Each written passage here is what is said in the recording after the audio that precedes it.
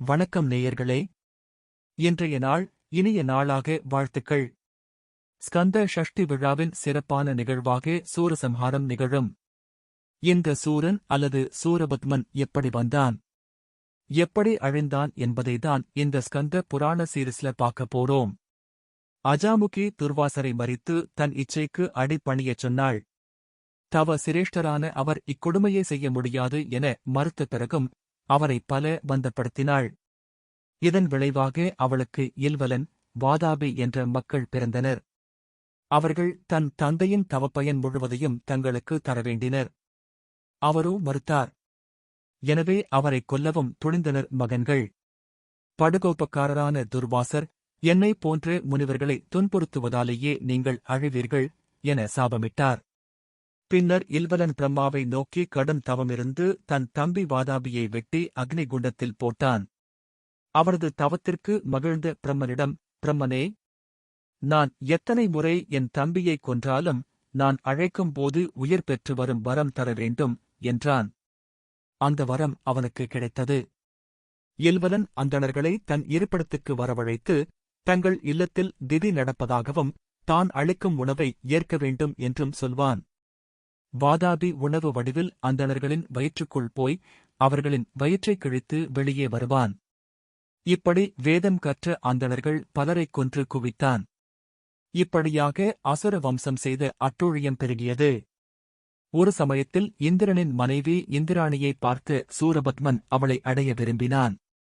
அவர்கள் ஓடி ஒளிந்தனர். பின்னர் சாஸ்தாவின் அருளால் அவள் தப்பிக்க வேண்டியதாயிற்று.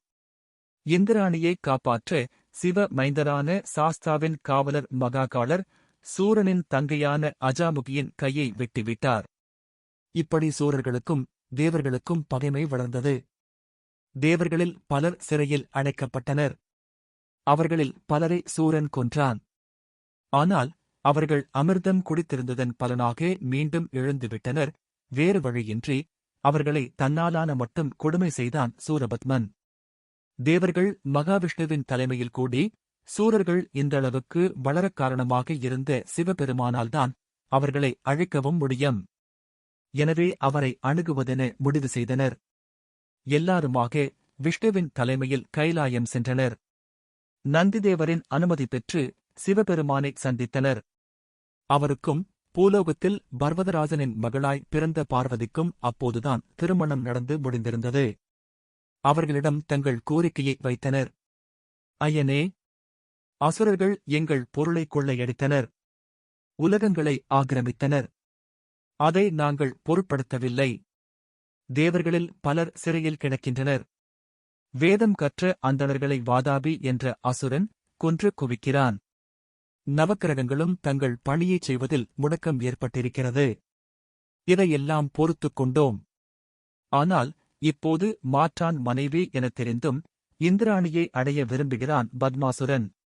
இந்த கேவலத்தை எங்களால் சகித்துக் கொள்ள முடியவில்லை. இந்த கேவலத்தை தடுக்க இந்திரனின் மகன் ஜெயந்தன் முயன்றான். இப்போது அவனும் சிறையில் கிடக்கிறான். இனியும் தாங்கள் பொறுத்தால் தேவர் உலகமே இல்லாமல் போய்விடும் என்றனர். சிவபெருமான் இதெல்லாம் தெரியாதவரா என்ன? இருந்தாலும் அவர்கள் சொல்வதை கவனமாகக் கேட்டார். உலக மாந்தர் என்ன அட்டூழியம் செய்தாலும் பூமியும் வானமும் தாங்கும். ஆனால் விரும்பாத ஒரு பெண்ணை கட்டாயப்படுத்தும் போது மட்டும் தாங்கவே செய்யாது. பெண்ணுக்கு கொடுமை இழைக்கப்படும் இடம் பூலோகமாயினும் சரி, ஏழுலகில் ஏதாயினும் சரி, அங்கே அழிவு துவங்கிவிடும். அசுர உலகத்துக்கும் அழிவு துவங்கிவிட்டது. சிவபெருமான் அவர்களைக் காப்பாற்றுவதாக வாக்களித்தார். தேவர்களே, கலக்கம் வேண்டாம். என் அனுமதியின்றி தட்சனின் யாகத்தில் கலந்து கொண்டு நீங்கள் செய்த பாவத்தின் பலனை இதுவரை அனுபவித்தீர்கள். இனி நீங்கள் சுகமாக வாழலாம்.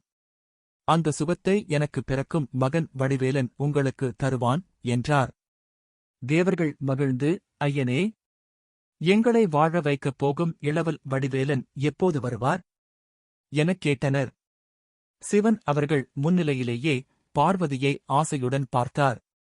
அப்போது அவருடைய நெற்றியில் இருந்து அதிபயங்கர நெருப்புப் பிழம்பு ஏற்பட்டது. தீப்பொறி பறந்தது. அந்த அனலின் வேகத்தை தாங்க முடியாமல் தேவர்கள் ஓடினர். பார்வதி தேவியாலும் அந்த வேகத்தை தாங்கிக் கொள்ள முடியவில்லை.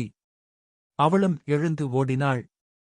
சிவனின் நெற்றியிலிருந்து பரந்த நெருப்புப் பொறிகள் ஜொலிக்கும் 6 நெருப்புப் பந்துகளாக மாறின. அவற்றின் அருகே நெருங்க முடியாத தேவர்களை நோக்கி, தேவர்களே, நீங்கள் உங்கள் கண்ணெதிரே பார்ப்பது வண்ண வடிவேலனின் நெருப்பு முகங்கள். அவன் 6 முகம் கொண்டவனாக இருப்பான். இவனே உங்கள் வினை தீர்ப்பவன் என்றார். தேவர்கள் அந்த நெருப்புப் பந்துகளை வணங்கினர். அதே நேரம் இந்நெருப்புப் பந்துகளை தங்களுடன் எடுத்துச் செல்வது எப்படி என ஆலோசித்தனர். சிவபெருமான் அவர்களின் உள்ளக்கிணக்கையை அறிந்து கொண்டு, தேவர்களே, கவலை வேண்டாம். இமயத்தில் உள்ள சரவணப் பொய்கையில் என் மகன் 6 குழந்தைகளாக வளர்வான். ஆமாம்.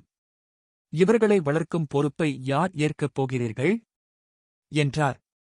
அப்போது ரிஷபத்தினிகள் 6 பேர் சிவபெருமான் முன் வந்து நின்றனர். தேவாதிதேவா, அந்த குழந்தைகளுக்கு நாங்களே தாயாக இருந்து வளர்த்து வருவோம். எங்களிடம் ஒப்படையுங்கள் என்றனர்.